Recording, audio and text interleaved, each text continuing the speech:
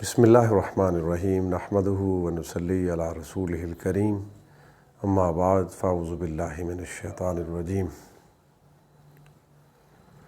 قال تبارک و تعالی کما ورد فی سورہ آل عمران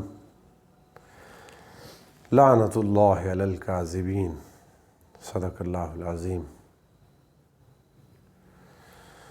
حضرین کرام، آج ہم ایک انتہائی عام مگر بہت اہم موضوع کے ساتھ آپ کی خدمت میں حاضر ہیں۔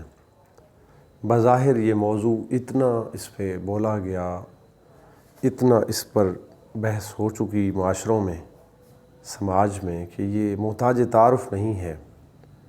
البتہ ایک چیز میں آپ کو نہیں دینے والا ہوں، اور وہ انشاءاللہ بالتحقیق ہوگی۔ جو آیت ہم نے آپ کے سامنے رکھی، اس میں اللہ سبحانہ و تعالیٰ فرما رہے ہیں کہ دور ہو گئے ہماری رحمت سے وہ لوگ جو حقیقت کے خلاف بات کرتے ہیں، یعنی کذب بیانی کرتے ہیں۔ اردو زبان میں اسے جھوٹ کہتے ہیں۔ جھوٹ جو ہے لفظ، یہ سنسکرت زبان کا لفظ ہے، اور اس کے معنی یہی ہوتے ہیں کہ کوئی ایسی چیز کا دعویٰ کرنا جس کا حقیقت میں وجود نہ ہو، وہ جھوٹ کہلاتی ہے۔ اور یہ وہ معاشرتی جرم ہے کہ جو ہمارے ہاں بہت پھیل چکا ہے۔ قرآن و سنت میں بہت واضح دلائل میں اللہ سبحانہ و تعالیٰ نے ہمیں اس سے بچنے کی تلقین کی ہے۔ بلکہ اللہ رب العزت نے مومن کی پہچان میں یہ بڑا بولڈ وے میں حکم دے دیا ہے کہ مومن میں اور ہزاروں خرابیاں ہو سکتی ہیں، لیکن مومن جھوٹا نہیں ہو سکتا۔ سرکار دو عالم صلی اللہ علیہ وسلم نے ارشاد فرمایا کہ الصدق ینجی والکذب یہلک۔ سچ تو نجات ہی نجات ہے، آزادی ہی آزادی ہے، لیکن جھوٹ جو ہے یہ ہلاکت ہے۔ اسی طرح صحابہ کرام علیہم رضوان کو آپ نے مومن کی جب ڈیفائن کیا کہ مومن کون ہے، تو آپ نے فرمایا کہ مومن بخیل بھی ہو سکتا ہے اور مومن بزدل بھی ہو سکتا ہے، یعنی نیچرلی فطرتاً یہ چیزیں اس میں آ سکتی ہیں، انہیریٹڈلی آ سکتی ہیں، اس کے ورثاء، اس کے خاندان کی وجہ سے بھی آ سکتی ہیں، لیکن آپ نے فرمایا مومن جھوٹا نہیں ہو سکتا۔ المومن لیس کذابا۔ اور چونکہ جھوٹ کیوں بولا جاتا ہے، اس سے قبل ایک حدیث اور مضمون میرے ذہن میں نزول کر رہا ہے۔ آپ نے فرمایا کہ جب کوئی جھوٹ بولتا ہے تو اللہ کی رحمت کا فرشتہ اس جھوٹ کی بے برکتی کی وجہ سے، اس کے بیڈ انفلوئنس کی وجہ سے 10 میل تک دور نکل جاتا ہے۔ تو ناظرین کرام، اگر ہم اپنی زندگیوں کو غور کریں تو شاید ہمارے فرشتے واپس ہی نہ آئے ہوں۔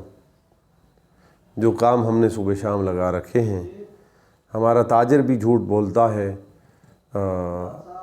ہمارے معلم بھی جھوٹ بولتے ہیں، ہمارے شعبے زندگی میں، ایون کہ ہمارے گھر میں بھی، آپس میں بھی، میوچل ٹاکس میں اور کنورسیشنز میں جھوٹ ہی بولا جاتا ہے۔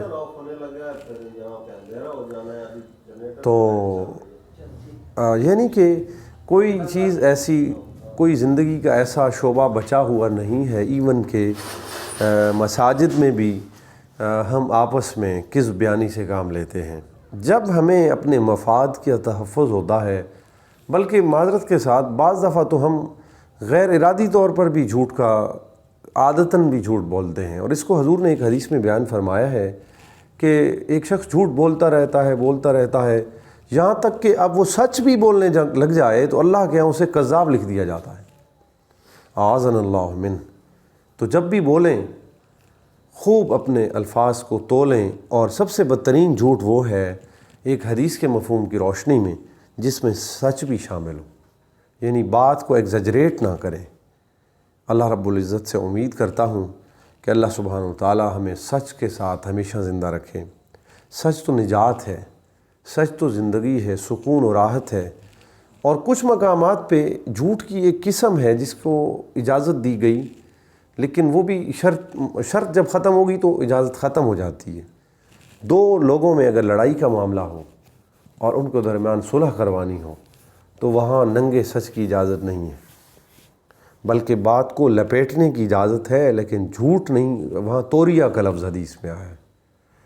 رب کائنات ہمیں سچا بنائے، رب کائنات ہماری زندگیوں کو سچ سے بھر دے اور جھوٹ کے دامن سے خالی کر دے، چونکہ جھوٹ ساری عبادات کو ضائع کرنے والی چیز ہے، جھوٹ انسان کے ایمان کو چاٹنے والی چیز ہے۔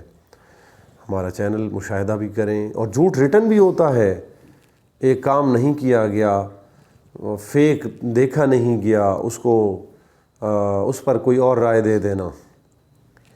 وما علینا الا البلاغ المبین۔ بہت شکریہ، جزاکم اللہ۔